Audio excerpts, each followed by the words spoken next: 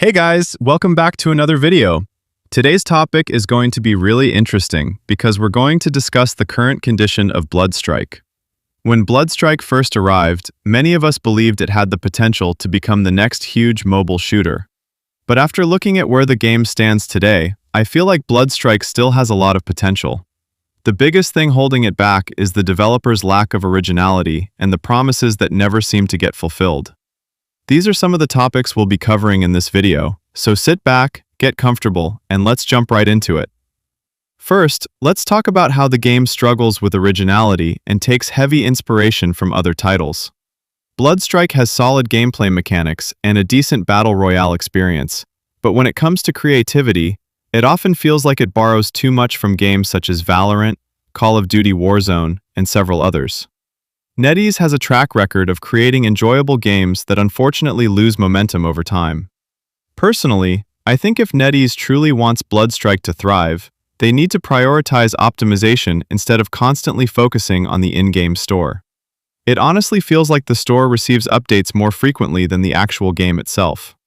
Of course, earning revenue is important for a large company, but putting this much effort into encouraging purchases while the game still has major performance problems doesn't make much sense. How can the game continue growing when optimization takes a back seat and every update seems to bring more skins rather than meaningful improvements? When Bloodstrike was being promoted before release, it was advertised as a game designed for lower-end devices. However, many players using weaker phones still struggle to play because of poor optimization and unstable servers.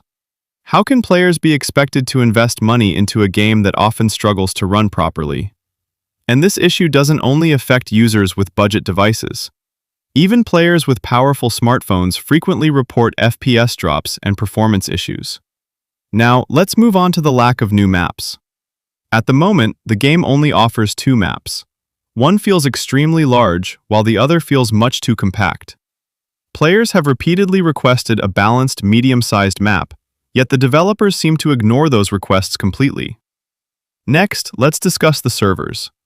The servers feel incredibly inconsistent. One moment everything seems normal, and the next moment you're experiencing strange lag and sudden position changes across the map. Bloodstrike used to have better server performance, but just like several other aspects that players once praised, server quality appears to have declined over time. Now let's talk about why the player count has been dropping and why many players are leaving Bloodstrike. The main reason is that the game rarely introduces meaningful new content. There are very few fresh maps, modes, or unique additions that keep players excited to return. Because of this lack of engaging content and innovation, the player base has gradually decreased from launch up until its current state. Let's also take a look at the pay-to-win elements within the game. I've seen many creators claim that weapon skins provide no gameplay advantage, but I disagree with that statement. In reality, certain skins appear to offer benefits such as reduced recoil, smoother animations, and improved firing performance. These advantages can create an uneven playing field between players who spend money and those who choose not to. It feels like a strategy designed to encourage more skin purchases while allowing NetEase to generate even more revenue. And don't even get me started on the community. The Bloodstrike community feels relatively small and sometimes almost inactive.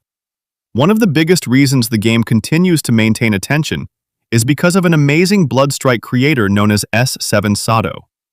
Without his efforts, the game might have lost much more of its player base by now. But what do you guys think about all of this? Let me know your thoughts down in the comment section. Anyways, that's all for today's video, guys.